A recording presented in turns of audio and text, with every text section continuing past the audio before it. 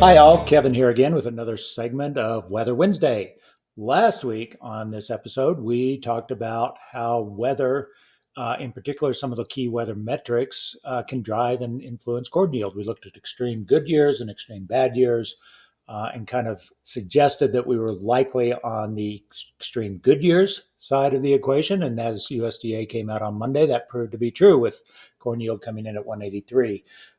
This week, we're going to do the same thing, but talk about soybeans, which interestingly has some kind of different associations here that I'll try and kind of talk about. But before we get to that, reminder for those of you that are AI Cash Grain customers, just keep looking for your daily email and your different weather metrics that come out, not only the maps, but also the key weather metrics like U.S. temperature forecast, which is based on corn area, and the same for cumulative precipitation, also based on corn area. So it's a specific weather metric that's relevant for the crops we care about, corn and soybeans. So with that, let's talk about soybeans. USDA also gave us a record yield on soybeans at 53, and that would be a 2.5% increase over the previous record. So that's kind of what USDA is showing us. When we kind of segment the 20 years of recent data and splinter those data into the 4 best years in terms of achieving better than record yields and the 4 worst years in terms of below record yields. This is kind of how the years split out. They split out differently than beans, or they split out differently than corn. Not surprisingly, the growing season is shifted. The geography is a little bit different. And so not surprising that there's some subtle nuances in which years show up. So bad yield years, nothing really in the last 12 years that stands out. I mean, there's not been terribly good yields in the last, call it 8 years, but there's not even really been terribly bad yields in terms of large deviations down. So the bad years we're looking at 95, 99, 2003, 2012. Now, like last week on corn, we talked about how not just maximum temperature, but really kind of temperature above 90 degrees seemed to matter. And we also overlaid total precipitation. Now, we've shifted the time window a little bit. We've moved it ahead by 2 weeks. So we were originally in corn looked at June 1 to August 15th.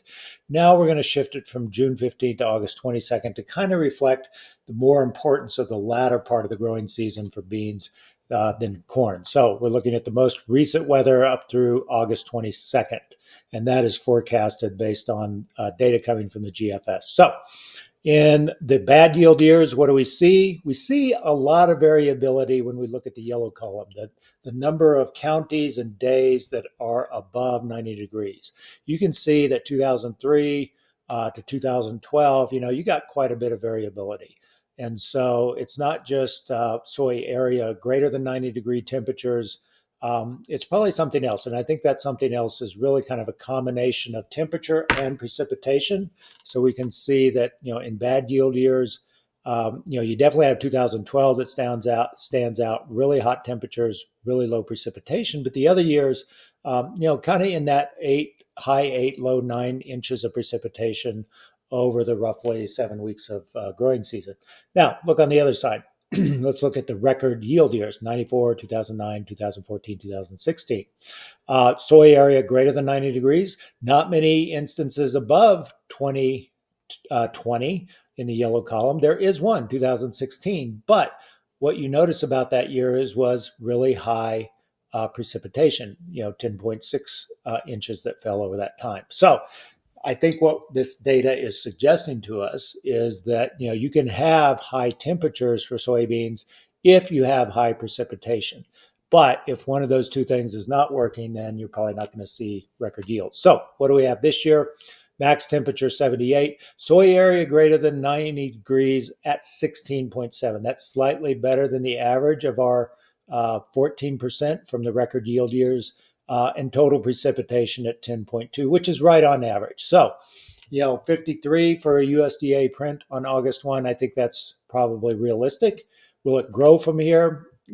Maybe. I mean, the last half of August will still be important for growing season. We know when we look at, for example, crop conditions, the importance of crop conditions for corn really kind of stop and call it mid-July. That really, after mid-July, it's hardly any impact from what changes happen in the crop conditions. But for beans, the very last kind of crop condition report at the end of August, early September still is very influential. So we know that there's still a ball game left for those numbers to change. Right now, the weather out through call it August 23rd is looking really good in terms of pretty normal temperature, pretty normal precip.